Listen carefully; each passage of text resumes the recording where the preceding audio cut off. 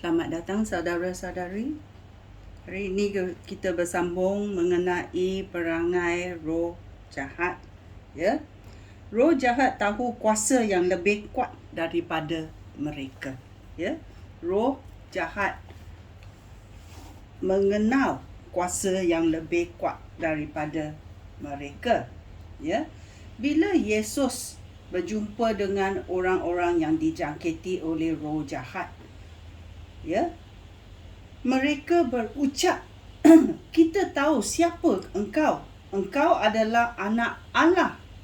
Ya, kerana roh jahat tahu siapa Yesus Kristus. Kerana roh jahat tidak bertukar. Dia tahu siapa ini anak Allah, iaitu Yesus Kristus. Ya.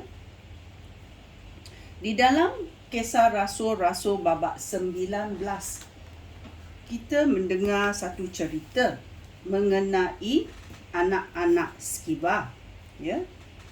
Dalam ayat 13 sampai 16 dia berkata, beberapa orang Yahudi yang pergi ke serata tempat dan mengusir roh jahat cuba menggunakan nama Tuhan Yesus untuk mengusir roh jahat. Mereka berkata kepada roh-roh jahat, aku mengusir kamu demi nama Yesus yang diberitakan oleh Paulus. 7 orang lelaki, iaitu anak-anak ketua imam Yahudi bernama Skiba berbuat demikian. So kita tahu 7 orang ini adalah anak-anak ketua imam Yahudi, ya, yang bernama Skiba berbuat demikian menggunakan nama Tuhan Yesus untuk mengusir roh jahat.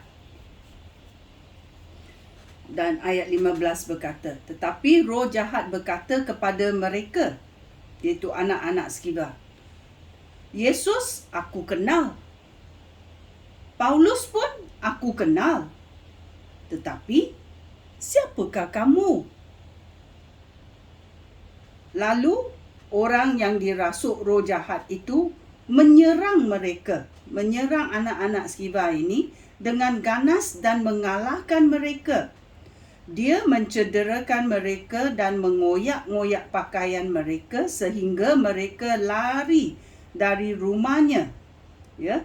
Semua orang Yahudi dan orang bukan Yahudi yang tinggal di Efesus mendengar peristiwa itu. Lalu mereka menjadi takut. Oleh itu, nama Tuhan Yesus semakin dipuji-puji. Ya. Banyak orang yang sudah percaya kepada Yesus datang ke hadapan umum untuk mengakui perbuatan jahat mereka pada masa lampau. Ya, mereka bertaubat. Ya, mereka yang biasa mengamalkan ilmu sihir mengumpulkan buku-buku mereka dan membakar semua itu di hadapan orang ramai. Apabila dijumlahkan, harga semua buku itu kira-kira 50,000 keping wang perak. Ya, lalu semua peristiwa yang luar biasa itu firman Tuhan. Ya. Melalui semua peristiwa yang luar biasa itu, firman Tuhan semakin tersebar luas dan semakin banyak orang percaya kepada Yesus. Ya. So dalam cerita ini kita tahu anak-anak imam Yahudi, ya, iaitu anak-anak Skiba, menggunakan nama Yesus sewenang-wenangnya. Ya. So Yesus ada kuasa dan roh jahat tahu Yesus ada kuasa, dan dia berkata, Paulus pun aku tahu kerana Yesus telah mengurapi Paulus. Ya. Oleh itu roh jahat tahu siapa Yesus, siapa Paulus, kerana Tuhan telah mengurapi Paulus dengan Roh Kudus. Dalam Kisah Rasul-Rasul babak 10 ayat 38 dia berkata, mengenai Petrus.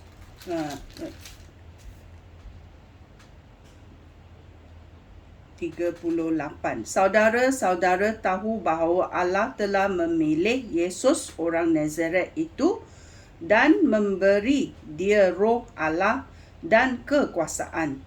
Yesus pergi ke serata tempat untuk berbuat baik dan menyembuh semua orang yang dikuasai oleh iblis kerana Allah menyertai Yesus.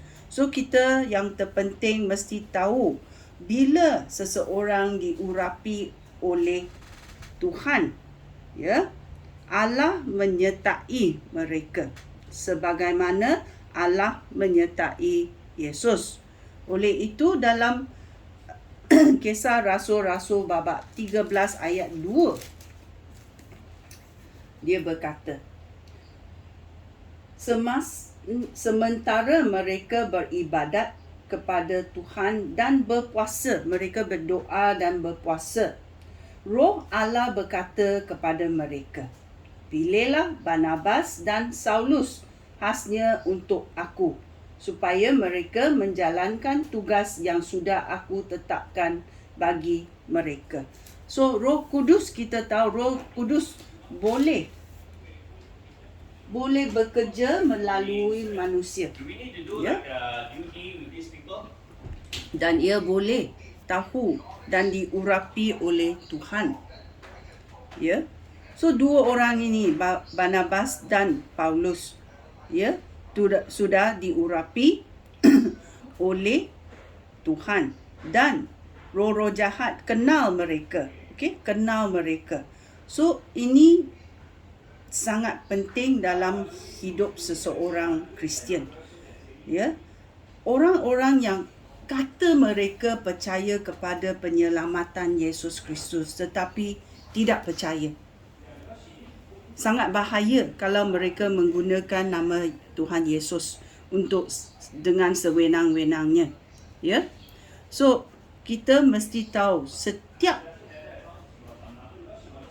pengikut yang diurapi oleh Tuhan, Roh Kudus akan berdamping dalam mereka dan mereka boleh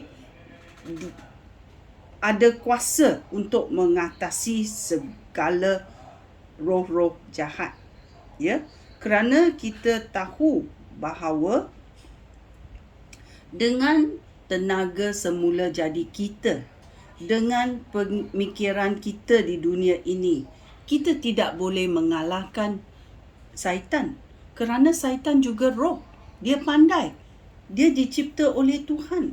Oleh itu, untuk mengatasi syaitan, kita mesti menggunakan nama Tuhan Yesus. Darah Yesus telah menebuskan dosa kita dan kita kemudian boleh menggunakan nama Yesus untuk menghalau roh-roh jahat keluar.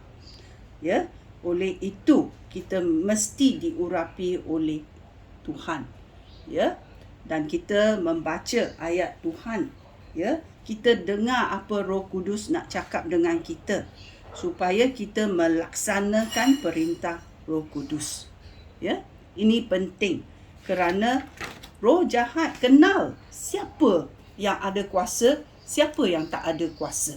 So kita mesti belajar mengenai perangai Roh Kudus, mengenai perangai roh jahat supaya kita faham, supaya kita boleh menggunakan kuasa yang diurapi oleh Tuhan untuk menghalau roh-roh jahat. Ya, sekian, terima kasih, Shalom.